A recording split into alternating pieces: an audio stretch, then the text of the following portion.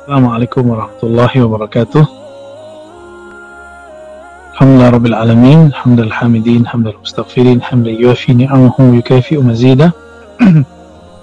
Asyhadu an la ilaha illallah, asyhadu anna Muhammadan abduhu wa rasuluh. Allahumma salli wa sallim wa barik ala sayyidina Muhammad wa ala alihi wa ashabihi wa li baitihi wa dzurriyyatihi ajma'in. Baik teman-teman pengurus istimewa NU di Hong Kong, semoga selalu dalam ridho Allah Subhanahu wa taala. Dulu kawan-kawan saya yang kirim ke sana ya lewat salah satu lembaga zakat di Indonesia. Sebelum saya kemudian keluar, kita hampir tiap tahun ngirim, bahkan beberapa bulan selalu berkabar tentang Hong Kong. Memang sangat rumit ya hidup teman-teman di sana, tapi semoga semua itu tidak menghalangi hubungan kepada Allah Subhanahu wa taala. Karena Tuhan di sini di kampung, Tuhan di Hong Kong, Tuhan di Mekah sama. Betul nggak? Sama ya. Jadi jangan kemudian mengatakan saya jauh. Ya, Tuhannya kan sama. Allah kan meliputi alam semesta. Dan kita berterima kasih kepada para asatizah yang sudah mau membimbing kawan-kawan di sana. Ini amanah penting, silakan dijaga. Semoga Allah saling menjaga kita semua, amin ya rabbal alamin.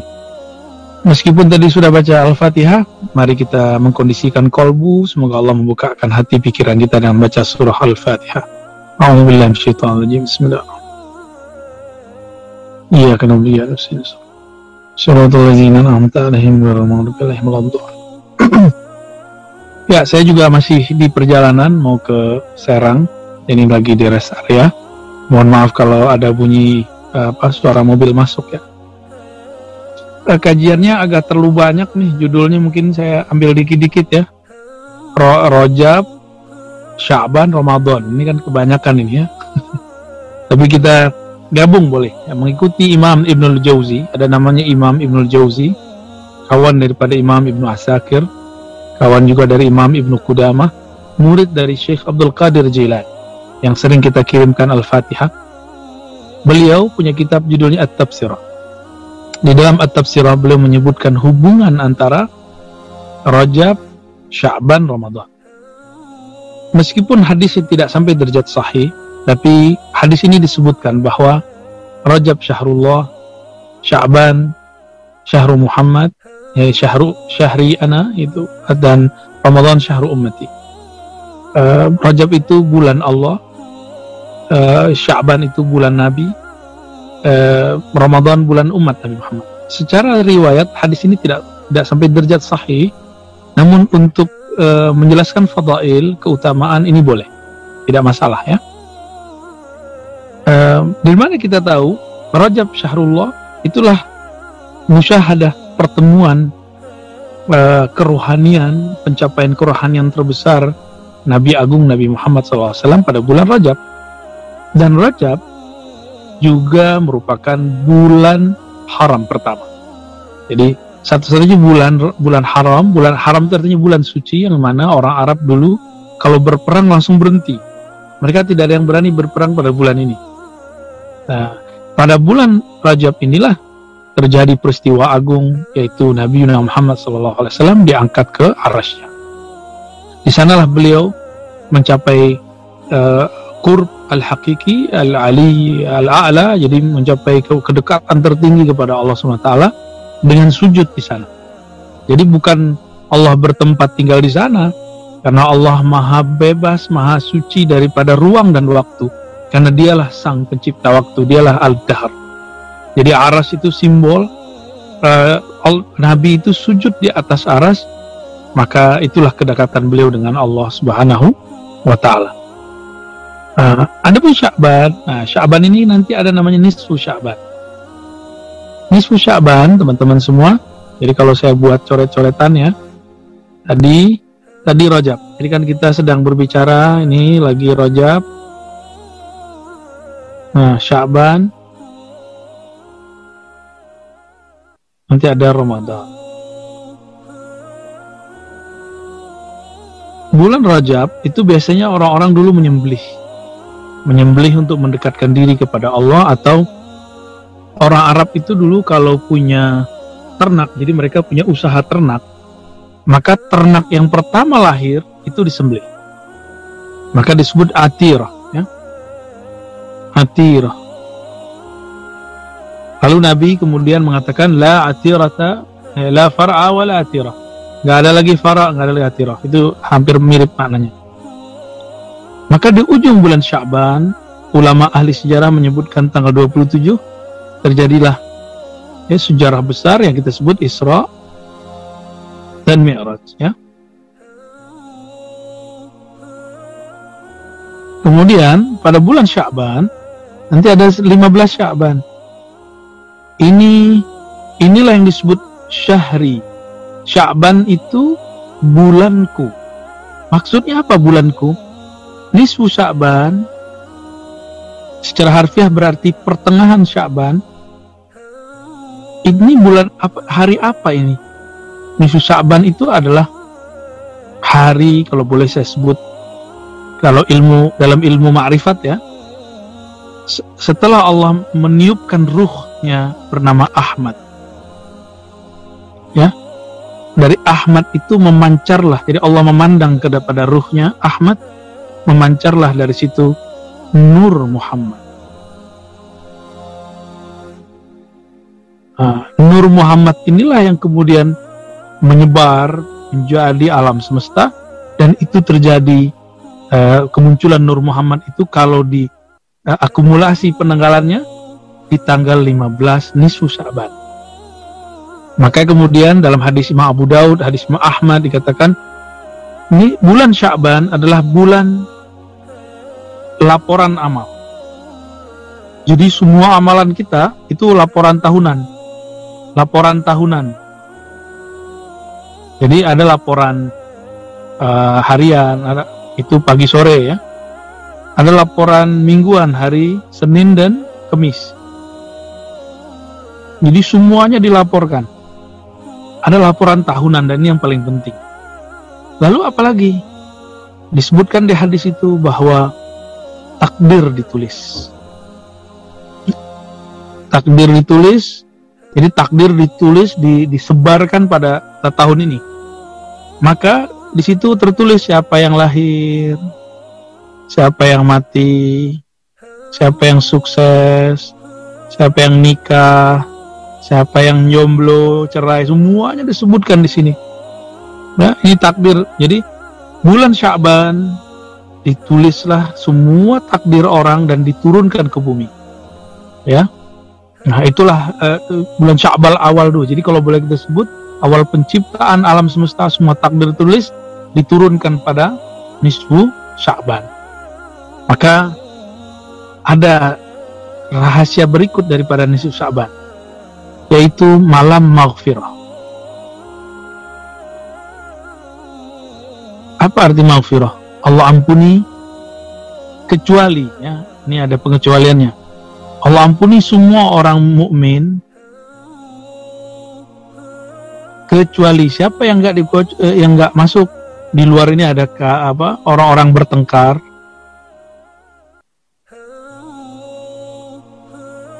dan yang kedua orang-orang yang musyrik. Jadi dalam hadis itu dikatakan innallaha yattali'u fi lailatin nisfin Sya'ban. Allah menilik pada malam 15 Sya'ban, fayaghfiru li ibadih, lalu Allah mengampuni semua hambanya kecuali dua kelompok. Pertama yang bertengkar, yang kedua yang syirik. Maka saya menghimbau kawan-kawan dimanapun, apapun alirannya, apapun mazhabnya, apapun partainya, ayo, ini sudah mau mendekat Sya'ban, sudah akhir Rajab, jangan lagi kemudian menyimpan luka-luka lama.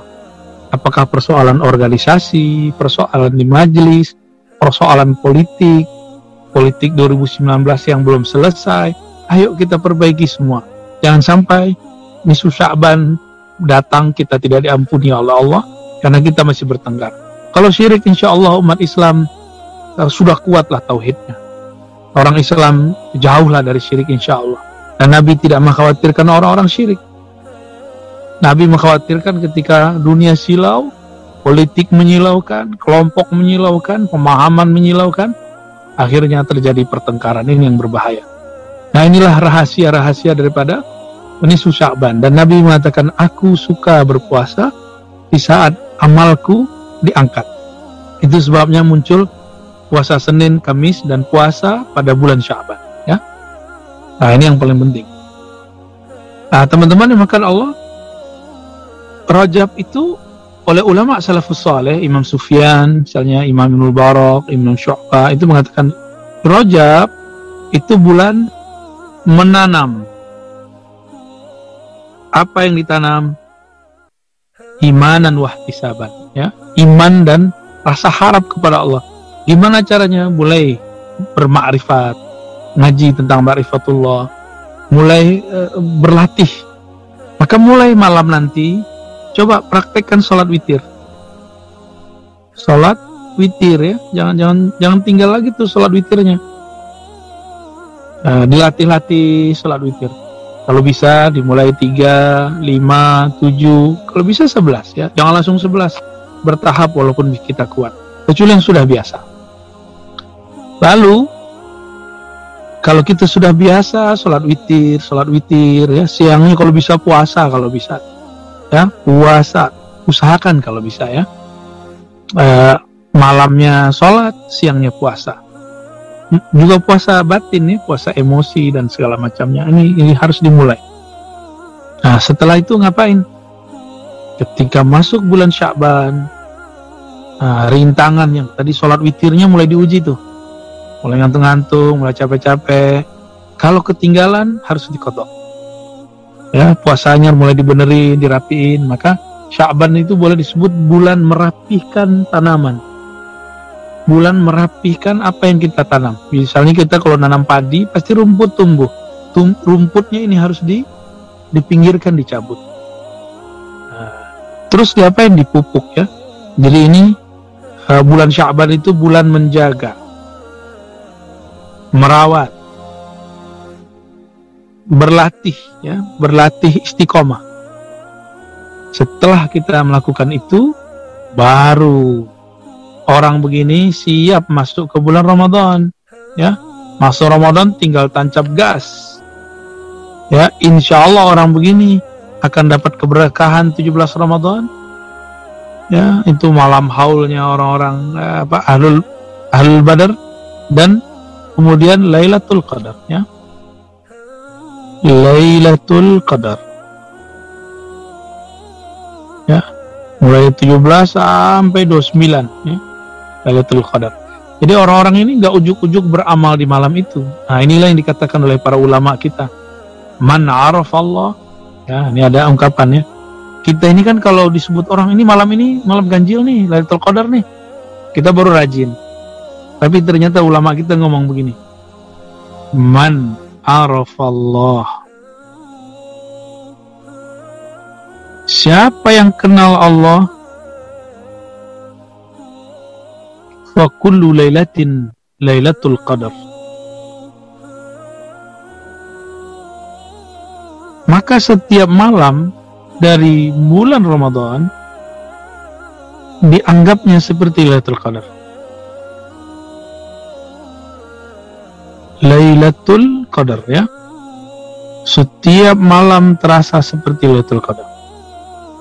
Artinya dia tidak hanya rajin ibadah di malam yang dianggap Lailatul Qadar. Dia beribadah mau di malam yang dianggap Lailatul Qadar ataupun yang bukan Lailatul Qadar.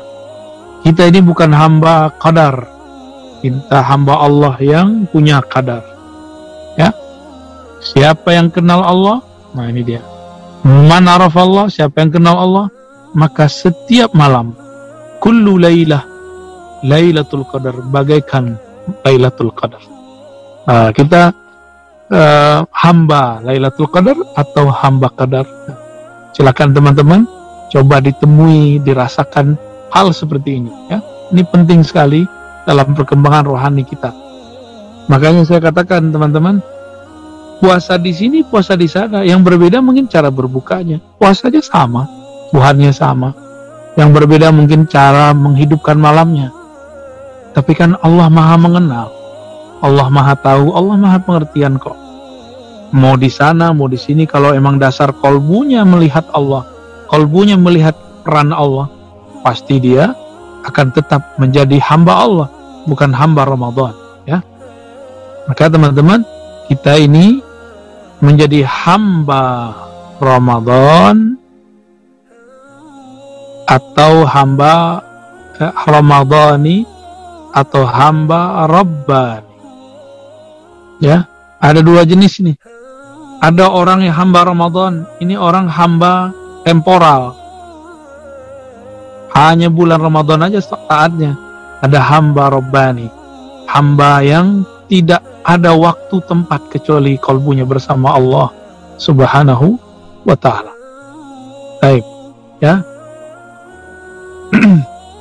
Lalu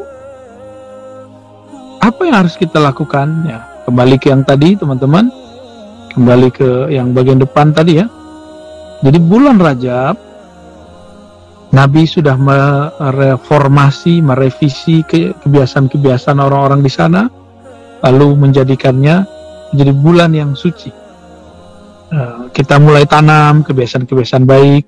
Nah, karena seminggu lagi, nggak nyampe barangkali, Syaban sudah dekat, coba perbaiki puasanya, perbaiki malamnya, ya. Lalu yang paling penting perbaiki kolbunya, karena maghfirah yang ini nih, ya, yang ini maghfirah hanya itu urusan kolbu. Bertengkar syirik ini kan kolbunya. Nah, maksud saya sederhana teman-teman, sahabat-sahabat kalau Allah, kita ini selama ini rajin merawat ibadah zahir, tapi kurang merawat ibadah batin. Jadi mulailah merawat ibadah kolbu, ibadah batin. Ya, kolbunya yang harus mulai dirawat. Mulai belajar zikir kolbu, amal kolbu. Apa aja amal kolbu? Ini amal kolbu ya. Amal kolbu. Amal kolbu itu sederhana aja. Satu, salamat. Salamatus sadr. Saya sudah sering sampaikan ini di banyak majelis ya. Salamatus sadr yaitu membuang kebencian ya. Jadi nggak ada lagi benci kecuali yang dibenci Allah. Nggak ada lagi dendam.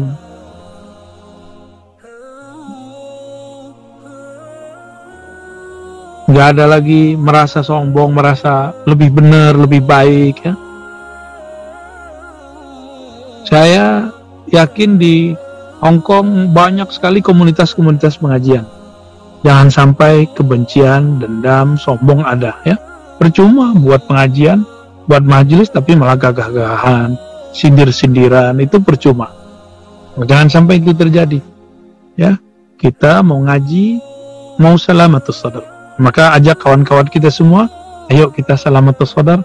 Orang beginilah yang Allah Subhanahu wa ta'ala jaga, yang Allah kemudian pandang kolbunya. Nah, teman-teman yang melakukan Allah, ini amal kolbu yang pertama. Yang kedua apa? Amal kolbu yang kedua tasdik. Tasdik itu percaya. Ya, percaya kepada apa? Percaya kepada Allah Subhanahu wa ta'ala. Jadi, dan tasdik ini akan melahirkan satu sifat namanya ridho. Ya, jadi orang yang percaya kepada Allah, ya pasti ridho dong kepada ketentuan Allah. Nah, teman-teman ini kan sekarang nasibnya, takdirnya sedang di Hong Kong ya. Ya percaya ini takdir dari Allah, kan kita juga yang memilih. Tinggal ridhonya. Sudah ridho belum dengan ketentuan kita? Ya. Nah, ridho ini yang mahal ya. Ini yang Allah lihat, orangnya ridho apa enggak. Maka cobalah setiap pagi membaca raditu billahi robba wabil islami dina. Aku ridho kepada Allah Subhanahu wa ta'ala.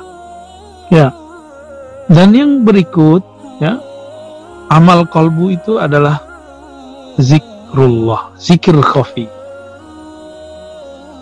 Zikir khafi. Zikir khafi itu menyebut nama Allah di dalam kolbu.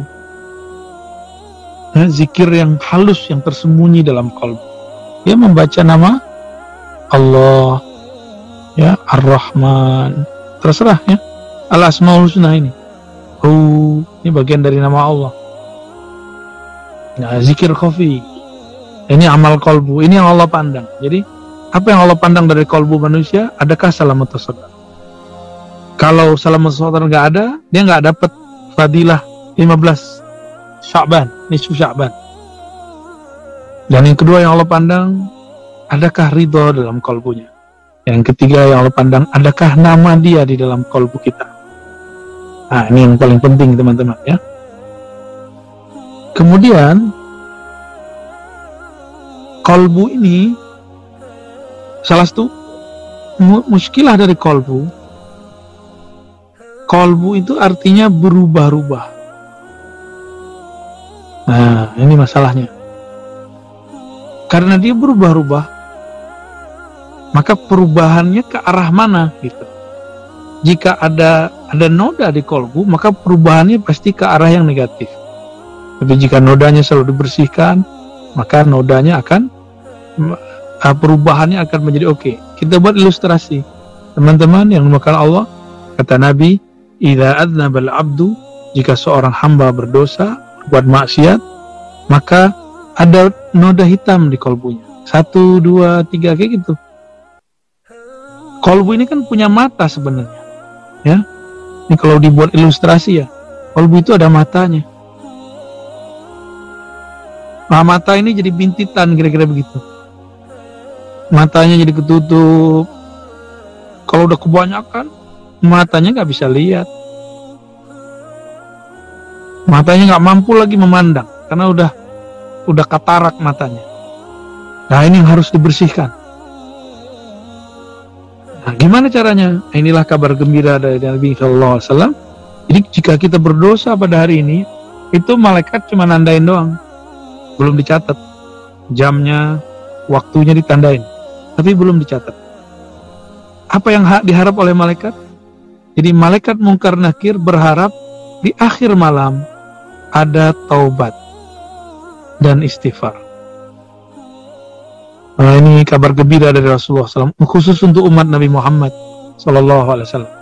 Jadi kalau kita nih maksiat siang hari nggak tahan, terjebak, lalu kita istighfar di malamnya, atau istighfar sebelum masuk malam, istighfar di ujung siang, istighfar di 5 waktu, ini nodanya hilang nih.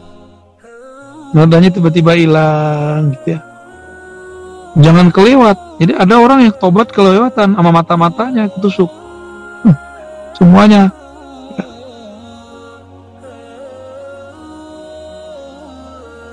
Nah, dalam hal ini mata akan terang lagi tuh.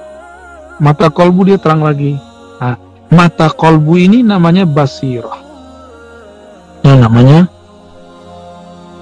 basirah. Pandangan kolbu, pandangan batin, ya. Maka saya boleh kasih jaminan, orang-orang yang sering melakukan taubat dan istighfar itu basirahnya tajam. Basirahnya tajam. Makanya Nabi ngomong, man aktsara istighfar, siapa yang Allah banyakkan istighfar, minta ampun kepada Allah, sportif orangnya, Allah akan carikan jalan keluar. Memang begitu. Orang-orang yang merevisi kata-katanya ketika salah, mau mengaku salah, itu Allah kasih jalan keluar. Tapi orang-orang yang kemudian ngotot dengan kesalahannya dan menganggap itu sebuah kebenaran, orang-orang ini Allah akan bikin dia buntu dengan pandangan dan pilihan-pilihannya. Nah, kita beruntung, kita punya nabi, punya guru-guru, masyayikh yang mengajarkan kita karakter-karakter taubat, karakter-karakter istighfar, ya. Nah, ini yang mahal. Tapi masalahnya, ketika kolbu diistighfarkan, ditaubatkan, kok dia ada yang berefek, ada yang tidak. Nah, ternyata jenis noda yang ada di dalam kolbu itu ada yang noda yang ringan. Nah, ini kita sebut dengan dosa kecil. Tapi kalau dosa kecil diulang-ulang, ya nanti jadi besar juga, ya. Maka kata Imam Nu'taillah, Tidak ada dosa kecil jika diulang-ulang. Tidak ada dosa besar jika bertobat. Nah, ini kata kunci. Ini coba teman-teman ingat-ingat ya. Tidak lagi disebut dosa kecil kalau diulang-ulang. Tiap hari nonton bokep ya, jadi dosa besar jadinya. Tiap hari melakukan hal-hal nyolek, segala macam lah, menjadi dosa besar. Tapi ada orang yang melakukan dosa besar, tapi dia menangis, dia meratap kepada Allah, menyesali nasibnya, dan dia mau kembali. Allah langsung terima. Maka tiada dosa besar jika dia bertobat kepada Allah. Ada yang sedang, ya. Nodanya sedang nih. Ini dosa apa nih? Ini dosa-dosa yang sifatnya masih bisa dihapus dengan istighfar kepada Allah, ya. Ya seperti maksiat besar lah. Maksiatnya sudah besar, tapi masih antara dia dan Allah. Jadi hanya hubungan hamba dan Allah. Ada yang besar lagi. Nah, ini hubungannya sudah melibatkan hamba, Allah, hamba. Nah, kalau ini melibatkan begini, ini yang disebut noda kolbu besar sekali. Selama noda-noda ini ada, teman-teman, ya, ini nggak dibersihin, nggak minta ampun kepada Allah, ya, ini akan menghalangi kolbu, ya, ini akan menghalangi kolbu kita untuk dapat mendapatkan rahmat Allah Subhanahu Wa Taala. Dari sinilah kemudian ulama kita berdoa berdasarkan hadis Nabi. Nabi itu doa, dan doa ini sering saya sampaikan. Apa kata Nabi? Ya muqallibal qulub, ya muqallibal qulub.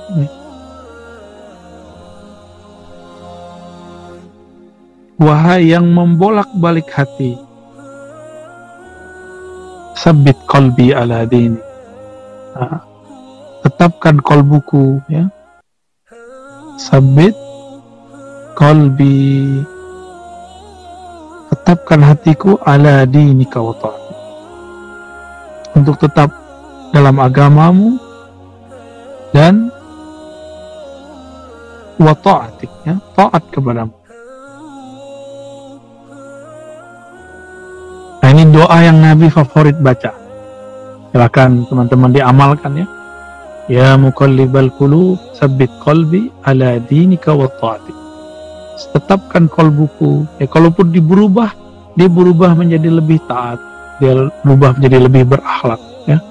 Kalaupun tadinya dia berbuat salah benar, semoga salahnya untuk menjadi benar, dan benarnya bukan untuk menjadi sombong. Ini Nabi sering berdoa begini. Kadang-kadang Nabi bersumpah, ya wa muqallibal qulub, demi Allah, gitu, yang bolak-balik hati. Dan hati inilah yang disebutkan dalam hadis, yanzuru ila qulubikum. Allah Subhanahu wa Ta'ala yang dipandangnya ya kolbu. Kolbu ini yang dipandang Allah, ya, hati. Maka jangan terkecoh dengan penampilan, ya, jangan terkecoh dengan kopiah, dengan jilbab. Jangan terkecoh juga dengan orang yang buka kopiah, tidak berhijab, jangan terkecoh juga, ya. Hati-hati semua, karena Allah mandang ke dalam kolbu, ya. Secara syariat hijab, secara hakikat kita lihat kolbunya. Kolbu ini dia berbicara tapi tidak dengan suara, dia mendengar tapi tidak dengan gelombang-gelombang, getaran-getaran suara itu. Nah, kolbu ini dia hanya tenang kalau mengarah mendekat kepada Allah. Jadi teman-teman, kolbu ini jika dia menjauh dari Allah, dia tambah bergerak, tambah gelisah. Maka dekatkan kolbu kepada Allah dengan pertama tadi yang kita sebutkan di awal, salamatus sadr, tasdik, zikir khafi. Nah, ini yang akan membuat kolbu lebih selamat, ya. Nah, itu kendaraannya. Nah, maka diperlukan, karena kita ini nggak semuanya mampu berjalan menempuh jalan kolbu, teman-teman, kita nggak sanggup berangkat sendiri, ya kita menumpang naik bus, bayar bus, kita ikuti kemana sopirnya. Tapi aneh orang-orang zaman sekarang, giliran urusan duniawi, anak-anak, dia mau mengatakan ya harus pakai guru lah. Tapi giliran urusan kolbu dia bilang ya saya sendiri aja kepada Allah. Nah, biar selamat, kolbunya harus dibina, dibimbing. Harus dibimbing oleh seorang mursyid. Mursyid, murabbir ruh, kita sering begitu mengatakan, ya, orang yang membimbing kolbu supaya terkoneksi kepada Allah SWT. Tentunya murabbi dan mursyid ini sudah pernah mendekat kepada Allah dan selalu dekat kepada Allah, sehingga dia tahu cara membawa kolbu-kolbu hamba-hambanya ke hadirat Allah Subhanahu wa Ta'ala. Nah, teman-teman, sahabat-sahabat yang dimuliakan Allah, nah ini yang perlu kita siapkan pada bulan-bulan ini, ya. Jadi kalau masalah amalan, ya saya mungkin nggak banyak amal dibandingkan para asatis, apalagi orang NU, ya. Orang NU itu amalnya Masya Allah lah, lengkap, sampai-sampai yang nggak paham bilang itu bid'ah gitu.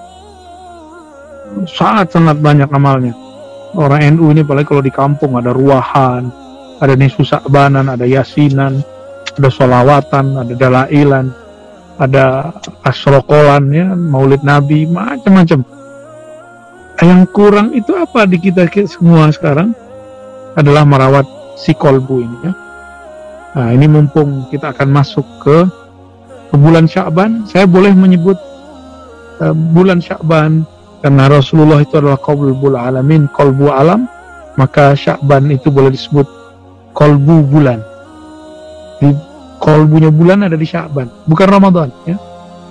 Karena bulan Sya'ban itulah bulan di mana takdir kita ditentukan, orang baik ditentukan, dan segala macam.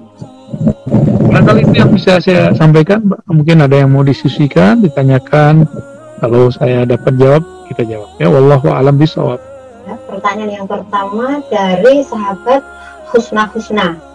Bagaimana menyikapi keadaan sekarang dengan bermacam-macam fitnah, adu domba, ujaran kebencian dan lain-lain, supaya hati kita ini tetap pada tempatnya, karena kadang kita mendengar itu semuanya menjadi emosi dan bisa mempengaruhi hati kita. Kemudian yang kedua, Bu, ya, mungkin langsung saja dulu karena hanya ada 2 pertanyaan yang ada di sini. Apakah saya diperbolehkan melaksanakan amalan-amalan Buya tentang bacaan-bacaan yang ada di PDF yang sempat dia dapatkan? Mungkin apakah karena keterkaitan sanad atau keberkahannya bagaimana? Tafadhol Ustaz, Buya, kami persilakan. Baik, bagaimana caranya supaya kita nggak terganggu dengan fitnah-fitnah atau apapun, ya? Orang yang mainannya handphone, berita, sosial media, maka dia akan terganggu dengan itu. Maka mainan kita harus ada smart yang lain, smart yang ada di kolbu. Kolbu kita lebih smart daripada handphone. Ya, kita pakai ya seperlunya. Kalau emang lagi komunikasi penting, ya kita gunakan. Tapi di luar itu, untuk apa kita membaca komentar-komentar orang atau orang-orang yang sedang bertengkar? Tapi memang asik sih, ngeliat orang tengkar itu memang seru. Benar nggak? Ngeliat orang bermusuhan itu memang asik. Makanya itu sampai dijadiin acara besar, ya, diperlombakan. Orang-orang tengkar nonjok-nonjok itu bahkan difilmkan. Saking asiknya, manusia ini suka hiburan, tapi hiburannya kadang-kadang ekstrim kayak gitu, ya. Nah, orang-orang yang mainannya sudah di kolbunya, dia akan tahu apa yang diperlukan kolbunya. Kita kan nggak perlu juga dipuji-puji orang, dan nggak akan rusak kok dibenci orang. Pujian itu belum tentu menggemukkan badan, sebagaimana cacian belum tentu menguruskan badan. Ya, pujian belum tentu membuat kita kuat, sebagaimana ujaran kebencian belum tentu kemudian melemahkan kita. Nggak ada urusannya. Seandainya kita disuruh untuk ngurusin itu, Nabi Muhammad adalah orang yang paling banyak dibenci, tapi beliau menjadi orang yang paling kuat ketika dibenci. Nabi itu setiap kali ada orang benci beliau tambah kuat. Aneh kan? Nabi setiap kali dibenci itu tambah kuat. Kalau kita senangnya dipuji doang ya. Kalau posting status pengennya di like doang, nggak mau dikritik, gitu ya. Nah, makanya kita nggak beres-beres kolbunya. Nah, maka boleh kita sebut sebuah kaidah. Ciri-ciri kolbu yang sudah salamah, yang sudah salim, kolbun salim. Apa ciri-cirinya? Iyastawal madhu wa zamm. Jika sama saja bagi dia orang yang memuji atau orang yang mencaci. Gimana? Udah sampai level itu belum? Saya juga sedang berusaha mencapai hal itu. Semoga Allah bantu. Semoga Allah sempurnakan ya. Allah itu sangat baik sekali, tapi banyak yang mencaci maki Allah. Kenapa sih begini hidup? Nah, gitu. Allah padahal udah bantu dia banyak. Dan Allah tidak berhenti kok jadi Allah.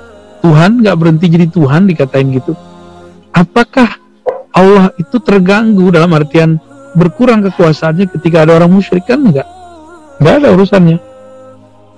Maka teman-teman, inilah yang disebut dalam hadis yang sering disebut Imam Al-Hakim At-Tirmizi, Imam Surawardi, akhlaqu bi akhlaqillah. Tirulah sikap-sikap Allah. Tirulah sikap-sikap Allah seperti itu. Allah senantiasa memberi meskipun dicaci maki. Allah tidak berubah makomnya meskipun semua ada orang yang musyrik kepadanya. Kira-kira begitu. Jadi Nabi Muhammad nggak terganggu ketika beliau dibenci, nggak terganggu, malah tambah maju. Nah, coba, adakah kita yang ketika dicaci, dimaki, tambah maju? Insya Allah kemajuan rohani akan muncul ya. Jadi rohani kita kiblatnya Allah, tubuh ini kiblatnya Ka'batullah. Kalau kiblatnya sudah begitu, insya Allah aman ya. Bolehkah beramal dengan yang PDF Al-Maksurat yang kita kumpulkan? Boleh, silakan diamalkan pagi, sore, siang, malam. Jangan lupa doanya untuk kami yang mengumpulkan riwayatnya ya. Ya. Ini pertanyaan dari teman-teman di Hong Kong ya. Yang pertama adalah karena kami bekerja dengan non-muslim, bahkan ada majikan itu yang memang pekerjaannya di pasar menjual daging babi, atau dia punya toko yang menjual bir. Sementara kami ini muslim, bagaimana kemudian dengan status pekerjaan kami dan gaji yang kami terima? Halalkah, berkahkah? Itu ya, itu yang pertama. Yang kedua, ada satu teman kami itu majikannya atau bosnya itu mengharuskan dia, perempuan ini pekerja migrannya itu rambutnya harus dipangkas pendek, sangat menyerupai lelaki, dan itu suatu keharusan. Namun ketika saat libur dia tetap menunaikan kewajibannya dengan menutup aurat dan berjilbab. Yang dipertanyakan ketika berada di keluarga tempat bekerja itu dengan status dengan kondisi yang menyerupai laki-laki, apakah dosa bagi dia? Begitu dua pertanyaan. Terima kasih. Pertanyaannya masih sama ya, 10 tahun lalu sampai sekarang sama ya. Ya sepertinya Ustaz Ghazali sudah punya jawabannya tuh. Dan lebih tahu jawabannya. Bagusnya yang begitu-gitu ditanyain ke Ustaz Ghazali aja ya. Gimana Ustaz? Bener Ustaz?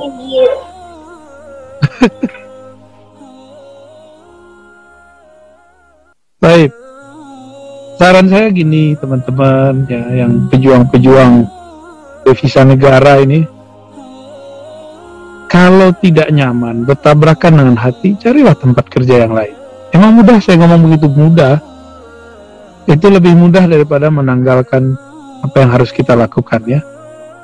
Kalau masalah bekerja ke non-muslim itu nggak ada masalah, nggak ada soalan. Di masa Rasulullah, sahabat-sahabat bekerja kepada orang-orang Yahudi. Bahkan Nabi pernah menggadaikan baju perangnya kepada orang Yahudi. Ketika beliau wafat belum sempat ditebus, yang menebus Sayyidina Ali. Artinya ada interaksi yang sangat aktif sekali antara Nabi dan orang-orang kafir. Ya, begitu juga dengan ketika Nabi di Mekah. Orang-orang Mekah mereka menyembah berhala. Nabi interaksi dengan mereka. Selama mereka tidak mengusung perperangan, Nabi tidak memerangi mereka. Ini yang terjadi pada Bani Quraisyah. Bani Quraisyah ini awalnya sangat baik dengan Rasulullah, tapi lama-lama mengkhianati persahabatan. Jadi Nabi sedang berperang dengan satu kelompok. Ternyata kelompok ini main mata dengan Bani Quraisyah, maka Nabi hukum Bani Quraisyah dengan diperangi. Nah, ini penting sekali diketahui. Jadi Nabi nggak membunuh Yahudi karena si Yahudi itu seorang Yahudi. Nabi memerangi Yahudi karena si Yahudi itu berkhianat. Jadi selama mereka tidak menginjak-injak agama kita, ya silakan bekerja pada mereka. Mengenai berkah, Bapak Ibu yang lebih tahu ya, teman-teman Mbak-mbak ini lebih mengerti. Saya mengenai berkah ini pun baru belajar dari orang-orang Nahdiyin ya. Dulu kita istilah berkah itu jarang dengar ya, kecuali Mubarak ya. Karena berkah versi ini beda dengan versi fulan ya. Barangkali itu untuk masalah amal-amal yang tadi urusan tadi, saya rasa sudah banyak ustadz menjawabnya. Wallahu a'lam bishawab.